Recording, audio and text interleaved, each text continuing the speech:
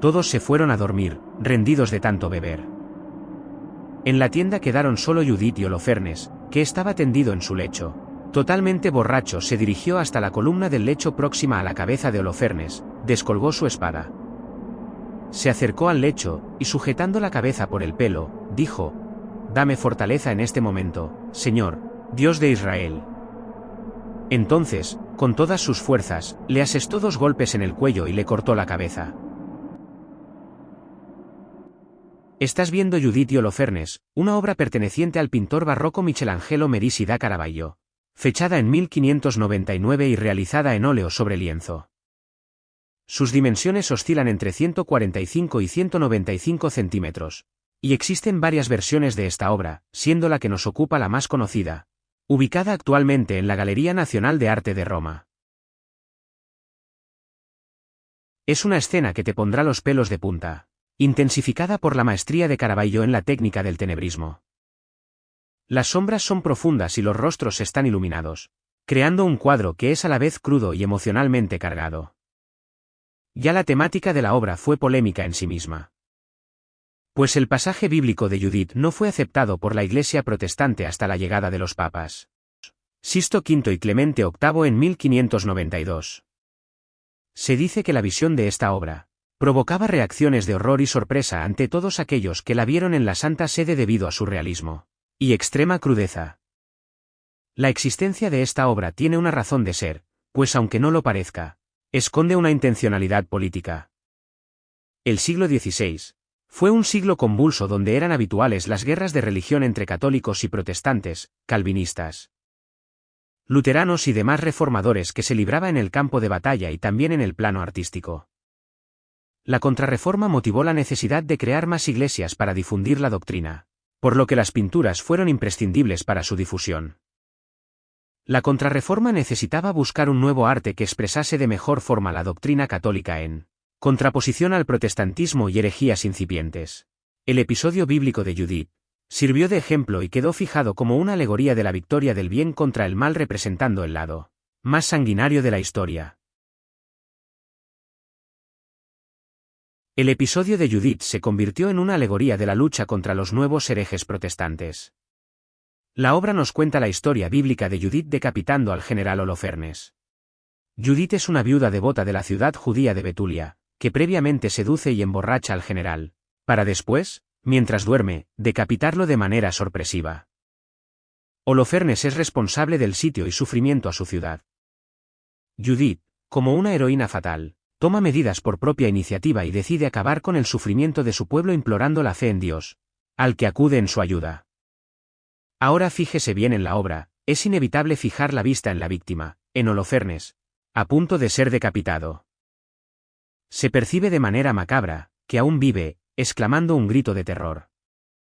Su cara muestra la sorpresa y estupefacción ante su verdugo, un verdugo inesperado, frágil y aparentemente débil, incapaz tanto para él mismo como para el espectador que ve la obra de ser capaz de hacer algo así.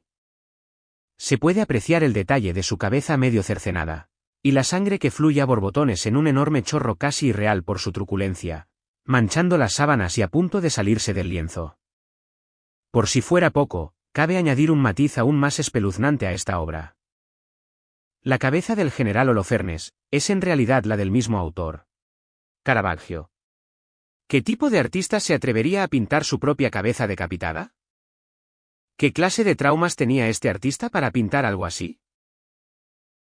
Ahora fijémonos en Judith, su postura es firme y serena, dominante, propia de alguien que tiene el control de la situación. Se arremanga las manos y se inclina ligeramente hacia atrás porque no quiere mancharse de sangre, señal de pureza. Agarra del pelo a Holofernes, al que parece haber arrastrado para sacarlo del lecho mostrando su inusual fuerza. La fuerza que le ha otorgado Dios, le agarra del pelo no solamente para ejecutar mejor su golpe fatal, sino para asegurarse de que su víctima no escape. Si observamos bien su mano derecha, observaremos otro matiz espeluznante. Judith maneja la espada del propio Holofernes, lo cual es ya de por sí una humillación para él. Pero la postura de Judith nos indica que la decapitación es imposible de ejecutar con un golpe seco.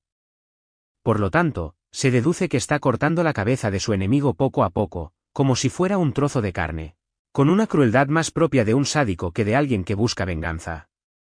Su mirada es fría e impasible, más que de repulsa ante tanta sangre. En cuanto a la anciana, ella le ha proporcionado la espada, asiste impasible ante la escena. Como una testigo impertérrita a la que no parece afectar lo que está viendo pero que no pierde detalle de la escena, con una mirada atenta y expectante. Es una vigilante que ha de asegurarse de que la terrible acción deba consumarse. Entre sus manos sostiene una bolsa, donde guardará la cabeza de Holofernes para mostrarla a Betania como señal de victoria. Las cortinas de la parte superior de la obra no son rojas por casualidad, son del mismo color que la sangre e intensifican aún más toda la escena.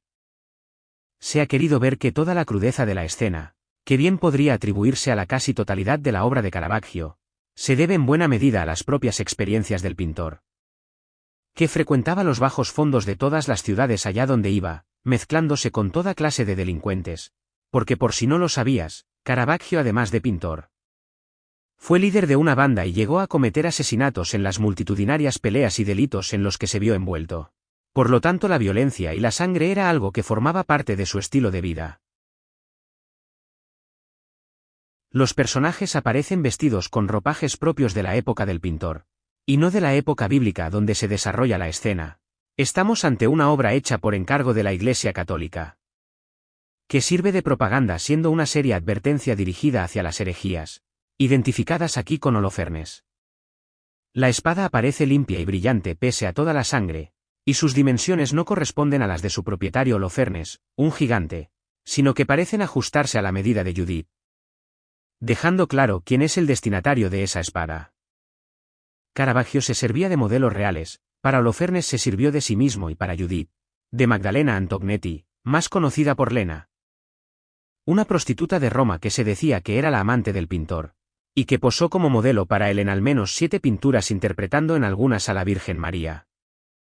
Fue el inventor del claro-oscuro, más conocida como la técnica del tenebrismo, que se caracteriza por el juego de luces y sombras en la obra, otorgando a esta de gran efectismo, donde los rostros y las escenas principales aparecen iluminadas y en primer plano, contrastando con fondos oscuros y objetos que permanecen en un segundo plano. Caravaggio influyó a los más grandes pintores del barroco, entre ellos Velázquez o Rembrandt, e incluso tuvo su propio grupo de seguidores llamados los caravaggistas. Esta obra, al igual que todas las demás de Caravaggio, nunca fue hecha sobre un boceto de la misma, sino que se pintó directamente sobre el lienzo. Algunos estudiosos han querido ver en esta obra una reivindicación artística. Caravaggio no era un artista que se ajustara a las normas, lo que molestó a muchos, que calificaron sus obras de heréticas y escandalosas. Su falta de respeto por las convenciones artísticas y su inclinación por retratar figuras religiosas con un toque de humanidad, le valieron tanto admiradores como críticos. Judith decapitando a Holofernes es un testimonio de su rebelión contra las normas artísticas. Esta obra influyó a muchos otros grandes artistas, que hicieron numerosas versiones de ella, pero ninguna como la original de Caravaggio supo captar la psicología de sus personajes. La obra estuvo perdida durante siglos, hasta que apareció misteriosamente en 1950 en manos de una colección privada.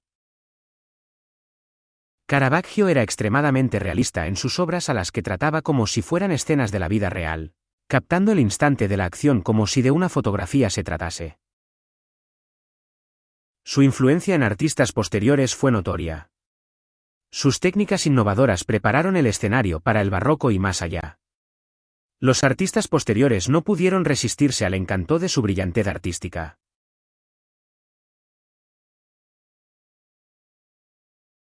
Tras todo lo dicho, podemos añadir sin temor a error que estamos ante una de las pinturas más impactantes de la historia del arte. Judith decapitando a Holofernes no es solo una pintura, es una narrativa de luz y oscuridad. Y un ejemplo de un artista fuera de lo común en su época.